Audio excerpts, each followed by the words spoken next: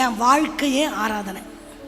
நான் வாழ்கிற வாழ்க்கை தான் அவருக்கு ஏற்ற வாழ்க்கை. என் வாழ்க்கையை நான் ஆண்டவருக்கு கொடுக்கறத விட வேற என்னத்தை நான் ஆண்டவருக்கு உன்னதமாக கொடுக்க முடியும்? நான் காணிக்க கொடுக்கலாம், என்னை விட காணிக்க கொடுக்க நிறைய பேர் இருக்கிறாங்களே. என்ன கொடுப்பேன் நான் உமக்கு, என்ன கொடுப்பேனோ, என்ன கொடுப்பேன் நான் உமக்கு, என்ன கொடுப்பேனோ. எதை கொடுத்தாலும் தராசுல வச்சா அவருக்கு அது ஈக்குவலா இருக்கவே இருக்காது. என்ன முழுசா இருக்கிற ஒரே ஒரு வாழ்க்கை, தாய்மாரா இருந்தாலும் தகப்பனா இருந்தாலும் சகோதரிகளா இருந்தாலும் யாரா இருந்தாலும், என் வாழ்க்கையை ஒரு ப்ரெஷியஸ் கிஃப்டா நான் ஆண்டவருக்கு கொடுத்துட்டேன்னா அவருடைய பரிபூரணமாக்கப்பட்ட சித்தத்துக்குள்ள நான் வந்துட்டேன்னு அர்த்தம்.